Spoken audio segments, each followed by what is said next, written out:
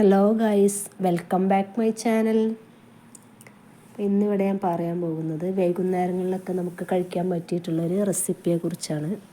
മുട്ടയും ചമ്മന്തിയൊക്കെ ചേർത്തിട്ടുള്ള ഒരു റെസിപ്പിയാണ് മുട്ട ചമ്മന്തി എന്നൊക്കെ പറയാം.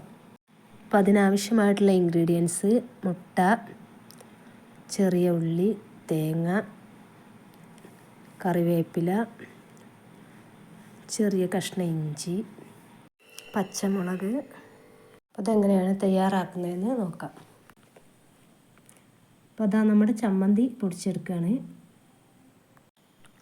അപ്പോൾ അതാ ഒരു മുട്ട ഞാൻ 4ആയിട്ടാണ് കട്ട് ചെയ്തിട്ട് ഉള്ളത്.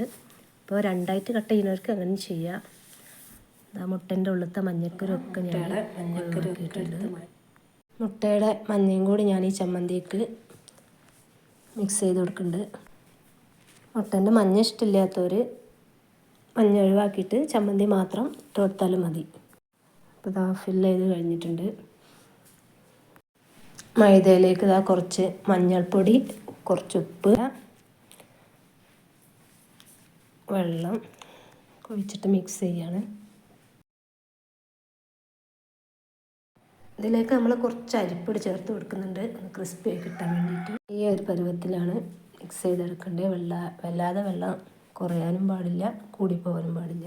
അപ്പോൾ അതിലേക്ക് കുറച്ച് മല്ലിയില ഞാൻ ആഡ് ചെയ്തിട്ടുണ്ട്, കാണിക്കാൻ വിട്ടുപോയതായിരുന്നു. അപ്പോൾ അതാ നമുക്ക് ഫ്രൈ ചെയ്തെടുക്കാം. അപ്പോൾ എണ്ണ ചൂടാക്കാൻ വെച്ചിട്ടുണ്ട്. ഇത് മാവിൽ മുക്കിയിട്ട് ഓരോന്നായിട്ട് ഇട്ട് കൊടുക്കുക. ഓരോന്നായിട്ട് മറിച്ചിട്ട് കൊടുക്കുക. അപ്പോൾ അതാ ഫ്രൈ ആയി വന്നിട്ടുണ്ട്. അപ്പോൾ അതാ ഫ്രൈ ചെയ്ത് കഴിഞ്ഞു. അപ്പോൾ നമ്മൾ മുട്ടച്ചമ്മന്തി റെഡി ആയിട്ടുണ്ട്.